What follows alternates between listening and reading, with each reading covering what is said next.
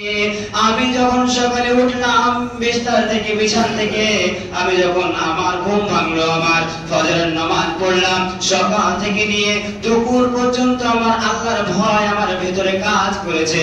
দুপুর থেকে সকাল থেকে নিয়ে আমি জান্নাতকে দেখলাম, জাহান্নামকে দেখলাম, কবরের আযাব দেখলাম, আমি ফুলসিরাত দেখলাম, কিয়ামতকে দেখলাম। কেন কেন কেন? নবীজি তিনি বলছেন, হারিস রাদিয়াল্লাহু তাআলা আনহু বলছেন, নবী গো আপনি বলেছেন জাহান্নাম আছে, জাহান্নামে ওই পুচকিলা, ওই রক্ত পিপাসা ওই জাহান্নামীদেরকে খেলা হবে, ওই কাঁটা দিয়ে গরম পানি দিয়ে খিলানো হবে, তাদেরকে খিলানো হবে, ওই সাকুম ফল তাদেরকে খিলানো হবে। নবী গো আমি দেখলাম ওই জাহান্নামীদেরকে খাওয়ানো হচ্ছে, নবী গো আমি দেখলাম ওই জাহান্নামীদেরকে ওইভাবে আযাব দেওয়া হচ্ছে। আমি জান্নাতে দেখলাম, আমি জান্নাতে কি দেখলাম, যে হুরগুলো যে কোরআনে বয়ান করা হয়েছে, যে ওই হুরগুলো ওই ছোট ছোট ছেলেরা গিলমান ওই পানি নিয়ে সারাবান তুহরা নিয়ে চারো মানুষের পিছনে পিছনে ঘুরবে, চারপাশে ঘুরবে, হুরগুলো আসবে, তাদেরকে ওই হুরের সেবা যত্ন করবে। আমি জান্নাতে দেখলাম, ফল ফ্রুট দেখলাম, সেব আঙ্গুর দেখলাম গো নবী, আমি জান্নাতে ওই সব দেখলাম যে নাহারগুলো চলছে, জান্নাতের নিচে দিয়ে ওই নাহার চলছে, নদী নালা চলছে। নবী গো আমি ফুলসিরাত দেখলাম, যে নবী গো আমি ফুলসিরাত দেখেছি কেমন, যে নবী ওই ফুলসিরাত মানুষের ওই আযাব দেবে কেমন, যে ফুলসিরাতে যখন পার হবে যারা নেককার হলো তারা জান্নাতে চলে গেল, এবং যারা গুনাহগার হলো তারা জাহান্নামে চলে গেল। নবী গো আমি দেখলাম কবরের আযাব দেখলাম, যে নবী গো এইভাবে আমি বলছি আমার ঈমানে ঈমান 100% আমার ভিতরে আছে। নবীজি বলছেন, হারিস রে তুমি যা বলেছো নিজেকে দাবি করেছো যে আমার ঈমান 100-তে 100 প্ল্যাটফর্মে দাঁড়িয়ে আছে, তুমি বলেছো 70 হারিস তোমার ভিতরে ঈমান রয়েছে। উবাই বিন কাব রাদিয়াল্লাহু তাআলা আনহু এবং হযরত উমর ফারুক রাদিয়াল্লাহু তাআলা আনহু একদিন মজলিসে বসে রয়েছেন, সমস্ত সাহাবারা বসে রয়েছেন। আমিরুল মুমিনিন ডাক দিয়ে বললেন যে কোন এমন সাহাবা রয়েছে রে যেটা আল্লাহর ভয় আমাকে দেখাবে, আল্লাহর ভয় কাকে বলে আমাকে বলবে, আল্লাহর ভয় আমাকে একটু দেখাবে। উবাই বিন কাব রাদিয়াল্লাহু তাআলা আনহু বললেন, যে আমিরুল মুমিনিন খলিফাতুল মুসলিমিন আপনি কি কোন ওই অতি চিকন আলে কোনদিন হেঁটেছেন কি, যে দুই দিকের বেড়াওয়ালা, দুই দিকে জমিতে বেড়া দিয়ে রেখেছে এবং কাঁটাগুলোকে সে দমড়ায়নি, দুই দিকের কাঁটা বেড়ে বেড়ে রয়েছে, যাতে করে তার ফসলের এক পাশের ফসলের কোনো ক্ষতি না হয়, আর এক পাশের জমিওয়ালা কাঁটা দিয়ে রেখেছে যেন আমার ফসলে কোনো ক্ষতি না হয়। আমিরুল মুমিনিন আপনি কি ওই চিকন আলেমতি রাস্তায় হেঁটেছেন কি কোনদিন? হযরত উমর ফারুক রাদিয়াল্লাহু তাআলা আনহু বলছেন, উবাই বিন কাব রে আমি ওই মত রাস্তায় আমি অতিক্রম করে রাস্তা পার করে আমি এই পাশ থেকে ওই পাশে গিয়েছি। উবাই বিন কাব রাদিয়াল্লাহু তাআলা আনহু বলছেন, খলিফাতুল মুসলিমিন আপনি কি একটু ওই ভঙ্গিমা করে আপনি কি একটু হেঁটে দেখাবেন আমাদেরকে?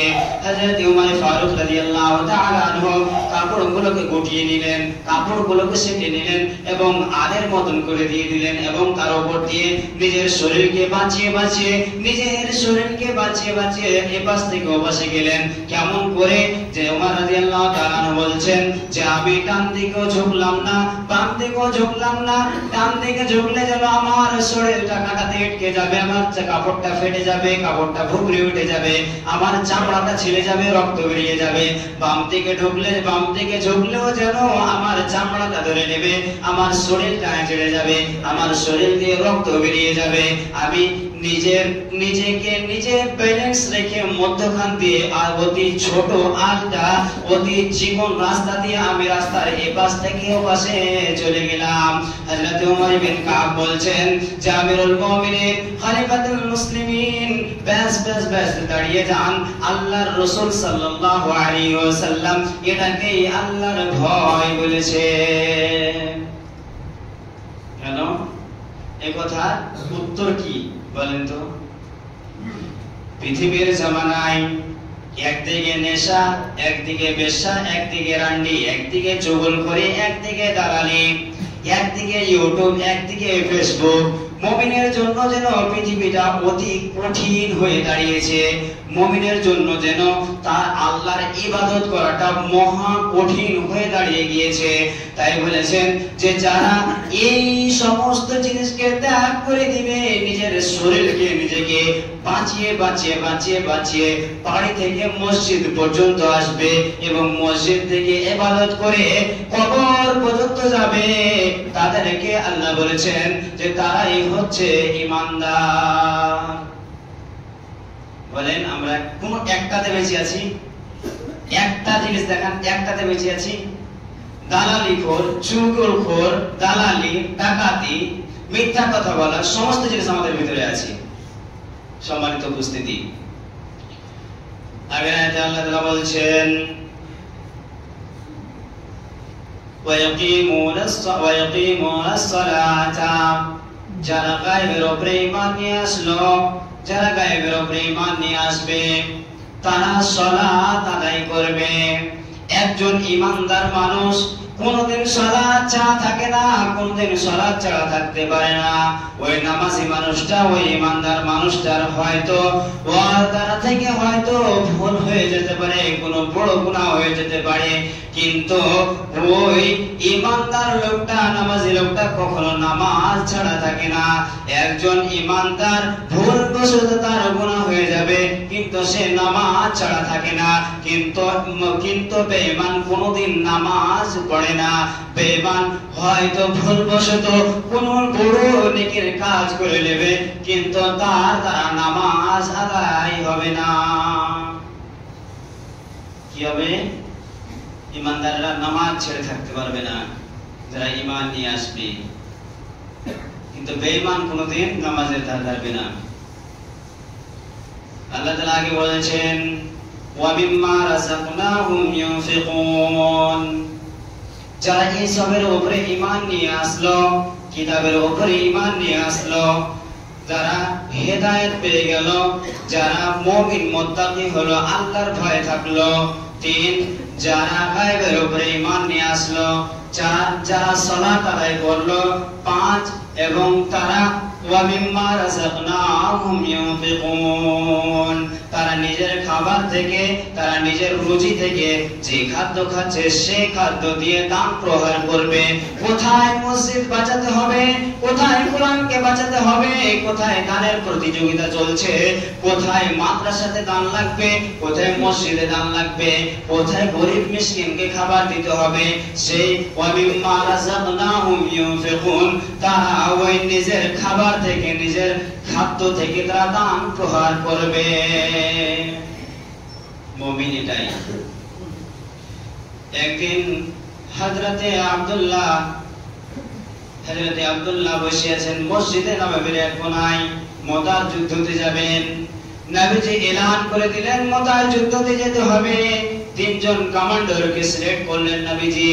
3 জন কমান্ডারকে বললেন যে ওই 3 জন যাবে, যে জাফর বিন আবি তালিব, আব্দুল্লাহ এবং হযরতে জাফর বিন আবি তালিব এবং হযরতে আব্দুল্লাহ এবং আরেকজন সাহাবী আছেন, নাম বলছি, যাই হোক 3 জন কমান্ডারকে সিলেক্ট করলেন। এবং হযরতে আব্দুল্লাহ অতি গরীব হয়ে গেছেন, নতুন নতুন ইসলাম নিয়ে এসেছে, যে 2 বাপের এক ছেলে, সে জামানায় ছিল এরকম সিস্টেম যে 2 বাপের একটাই ছেলে, অনেক ধন সম্পদ ছিল। কিন্তু ভাই যখন সে ইসলাম নিয়ে আসলো, যখন সে ইসলাম গ্রহণ করলো, তখন তার কাছে আর কিছু নাই, সমস্ত জিনিস ছুটে গিয়েছে, সমস্ত জিনিস চলে গিয়েছে। শুধু 2খানা কম্বল, তার একখানা পিছনে লেগে আছে, একখানা সে গায়ে দিয়ে আছে। সেই 2খানা কম্বলের মালিক মসজিদে নববীর এক কোণায় বসে রয়েছেন। এবং নবীজি যখন মুতার যুদ্ধের জন্য যখন এলান করে দিলেন, সমস্ত সাহাবারা সব মালদন, সমস্ত সব টাকা পয়সা নিয়ে এসে জমা করলেন এবং হযরতে আব্দুল্লাহ ভাবছেন, আল্লাহ গো, আমি তো মক্কার যুদ্ধে যাব, আমি তো কিছুই দিতে পারলে না, কি দিব কি দিব কি দিব, কিছুই দিতে পারলে না। হঠাৎ করে আব্দুল্লাহ ওখান থেকে উঠে এসে নবীর সামনে দাঁড়িয়ে উঠে দুঃখ করে কেঁদে বললেন যে নবী গো, আমি তো অতি গরিব হয়ে গিয়েছি, আমি তো অধিক গরিব হয়ে গিয়েছি, এই যুদ্ধতে যাওয়ার জন্য আমার কাছে কিছুই নাই। নবী গো, আপনার কাছে একটা জিনিস আমি রিকোয়েস্ট করব, একটা জিনিস আমি কাকুতি মিনতি করব গো নবী, যদি আপনি রাজি হয়ে যান সেটা মেনে নেন, তাহলে সেই জিনিসটা আমি দিতে পারবো। নবীজি বলছেন, আব্দুল্লাহ বলো তুমি কি দিতে চাও? নবীজি আব্দুল্লাহ বলছেন, নবী গো, আমি তো কিছুই দিতে পারলাম না, এই প্রাণটা আমি মক্কার যুদ্ধের জন্য আমি কুরবান করে দিতে চাইছি গো নবী, আপনি যদি মেনে নেন, আপনি যদি গ্রহণ করে নেন, তাহলে এই প্রাণটাকে আমি মক্কার যুদ্ধতে আমি শহীদ করে দেব। নবীজি বলছেন, আব্দুল্লাহ রে, তোর জন্য আমি সিলেক্ট করে নিলাম, তুই মক্কার যুদ্ধতে যাবি। নবীজি বলছেন যে মক্কার যুদ্ধতে যাওয়ার জন্য তাকে পারমিশন দেওয়া হলো এবং যখন আব্দুল্লাহ মক্কার যুদ্ধের জন্য যখন রওনা হচ্ছে, মক্কার যুদ্ধের জন্য যখন যাবে, নবীজি কাঁধে এভাবে হাত রেখে দিয়ে আব্দুল্লাহ দোয়া করলেন আল্লাহর কাছে যে আল্লাহ গো, মক্কার যুদ্ধতে আমি আব্দুল্লাহর জন্য, আব্দুল্লাহর রক্তকে আমি কাফেরদের মুশরিকদের হারাম করে, কাফেরদের জন্য এই আব্দুল্লাহর রক্তকে আমি হারাম করে দিলাম। এই ছিল সাহাবীদের জীবনী, সাহাবীদের ঈমান, সাহাবীদের ঈমান কেমন ছিলেন দেখেন। শাইতানির রাজিম, বিসমিল্লাহির রহমানির রহিম, আলিফ লাম মিম, যালিকাল কিতাবু লা রাইবা ফীহি হুদাল লিল মুত্তাকিন। আল্লাহ রাব্বুল আলামিন কোরআনের মধ্যে বলছেন, যালিকাল কিতাবু লা রাইবা ফীহি হুদাল লিল মুত্তাকিন। আল্লাহ রাব্বুল আলামিন আমাদের যে রিসালাত পাঠিয়েছেন, আমাদের যে সঠিক পথ দেখাবার জন্য আমাদের যে কোরআন অবতরণ করেছে, পৃথিবীর বুকে যে আমাদের হেদায়েতের পথ দেখিয়েছে জিবরাইলের দ্বারা দিয়ে, নবীদের দ্বারা দিয়ে, নবীর দ্বারা দিয়ে আমাদের হাতে একখানা নুসখা ধরিয়ে দিয়েছে, একখানা কোরআন ধরিয়ে দিয়েছে। প্রথমে আল্লাহ রাব্বুল আলামিন বলছেন, আমি যে কিতাব দিয়েছি তোমরা যে ইয়াকিন রাখবে, বিশ্বাস রাখবে, তোমরা যে ঈমান রাখবে, যে কোরআন দিলাম আমি, কোরআনের উপরে কোনো প্রকারের তোমাদের সন্দেহ রাখা হবে না। পৃথিবীতে কোরআন দিয়েছি আল্লাহ, এই কোরআন সন্দেহ চলবে না। পৃথিবীতে যত রকম বই লেখা হয়েছে, মহাবিজ্ঞানীরা বই লিখেছে, অতি শিক্ষিত মানুষরা বই লিখেছে, কত মহাজ্ঞানীরা বই লিখেছে, যত প্রকারের বই খাতা লিখেছে, বই লিখেছে, সমস্ত বইয়ের প্রথম পেজে লেখা রাখেছে যে বইয়ের ভিতরে যত ভুল ত্রুটি রাখে, যত বইয়ের ভিতরে যদি ভুল ত্রুটি থাকে, তো এই ভুল ত্রুটিগুলো প্রথমের পেজে ক্ষমা চেয়ে নিয়েছে মুসান্নিফ, যে বইয়ের রাইটার রয়েছে সে প্রথমেই ক্ষমা চেয়ে নিয়েছে।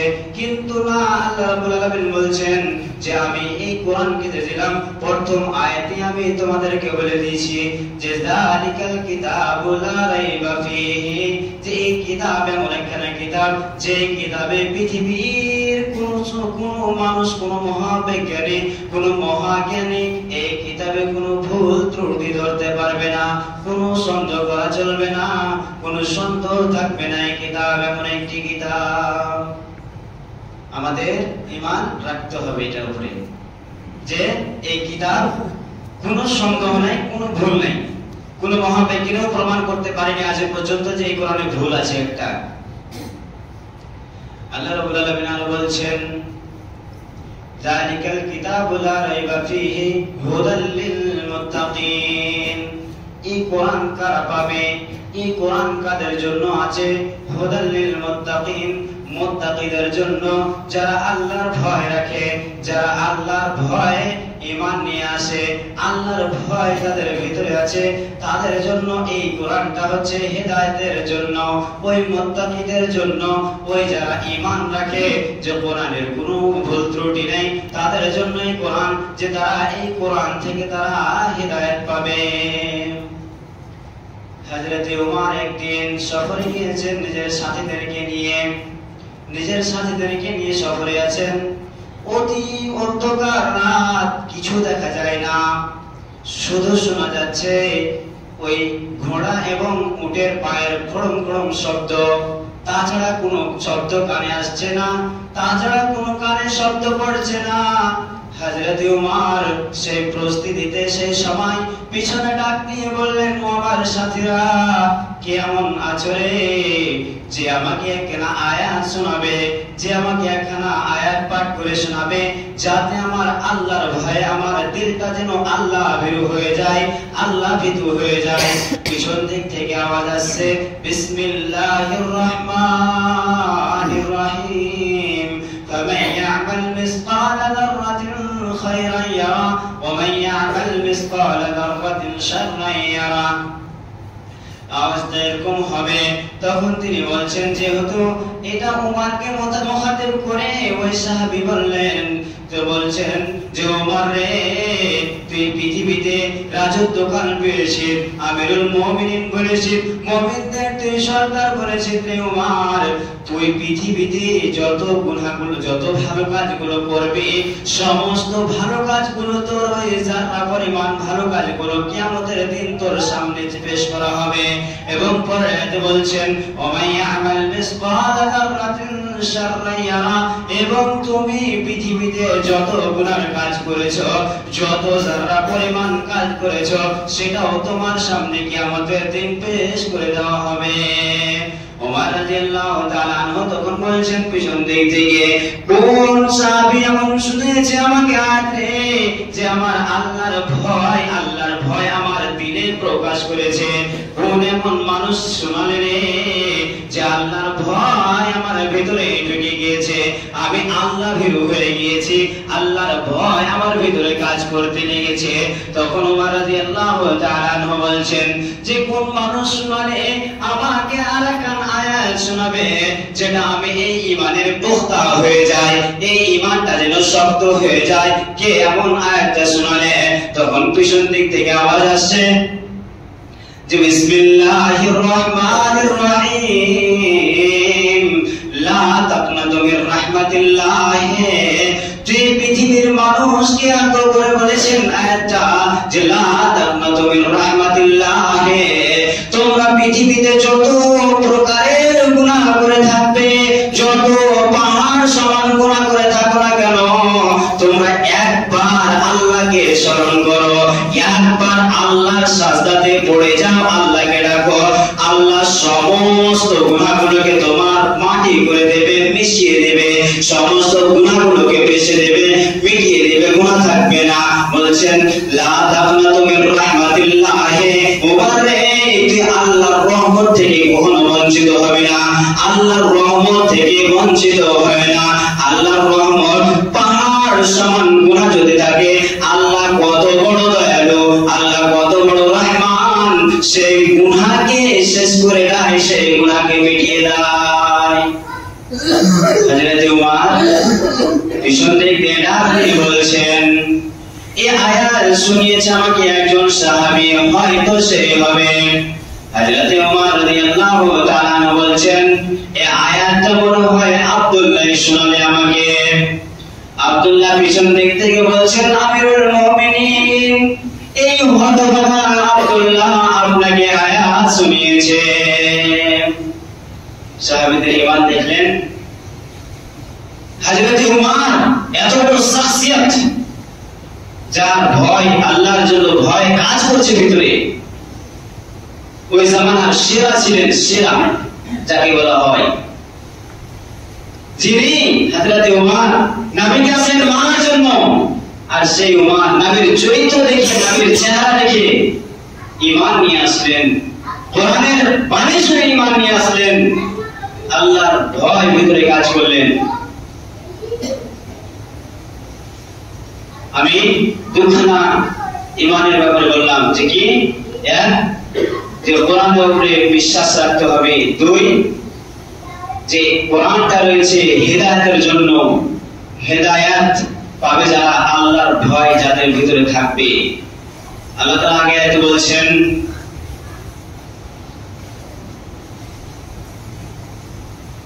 যালিকাল কিতাবু লা রাইবা ফীহি হুদাল লিল মুত্তাকিন আল্লাযীনা ইউমিনুনা বিল গায়বি।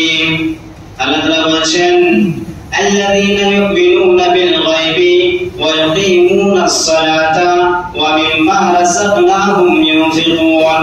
মুমিনের জন্য এই আয়াতখানিতে তিনখানা গুণ বয়ান করেছেন, যে বলেছেন আল্লাযীনা ইউমিনুনা বিল গায়বি, যারা ওই দুটার উপরে ঈমান রাখলো, আল্লাহর ভয় যাদের ভিতরে থাকবে, কোরআনের উপরে বিশ্বাস যাদের থাকবে, ইয়াকিন যাদের থাকবে। আল্লাযীনা ইউমিনুনা বিল গায়বি, তারা গায়বের উপরে, অদৃশ্যের উপরে বিশ্বাস রাখবে, ঈমান রাখবে। কেমন? যে আমি চোখে যেটা দেখলাম সেটা বিশ্বাস করলাম, চোখে যেটা দেখলাম না, শুনলাম শুধু, সেটার উপরে বিশ্বাস রাখবে। কেমন? উদাহরণ শুনলেন যে যেমন জাহান্নাম দেখিনি বিশ্বাস করেছি, জান্নাত দেখিনি বিশ্বাস করেছি, নবীকে দেখিনি বিশ্বাস করেছি, আল্লাহকে দেখিনি বিশ্বাস করেছি, ইয়াকিন আছে দিলে, ঈমান রয়েছে যে হ্যাঁ জাহান্নাম আছে, জান্নাত আছে, ফুলসিরাত আছে, আযাব আছে, কবরের আযাব আছে, কিয়ামত হবে, না দেখিয়ে যেমন বিশ্বাস করেছি, তেমনি আল্লাহ বলছেন আল্লাযীনা ইউমিনুনা বিল গায়বি, তারা অদৃশ্যের উপরে ঈমান রাখবে। নবীজি ডাক দিয়ে বলেছেন হারিস রে, ও হারিস তুমি বলো তোমার ঈমানের খবর কি? তোমার ঈমানের পাকা মজবুত দাও, তোমার ঈমানের খবর বলো। হারিস রাদিয়াল্লাহু তাআলা বলেছেন নবী গো, আমি ঈমানের যে রয়েছে, ধাপ রয়েছে, সিঁড়ি রয়েছে, নবী গো আমি ঈমানের 100-তে 100 প্ল্যাটফর্মে দাঁড়িয়ে আছি। কেন নবীজি বললেন হারিস রে, তুমি নিজেকে কেন দাবি করেছো যে 100% এর মধ্যে 100তে কেন তুমি নিজের ঈমানকে দাবি করেছো?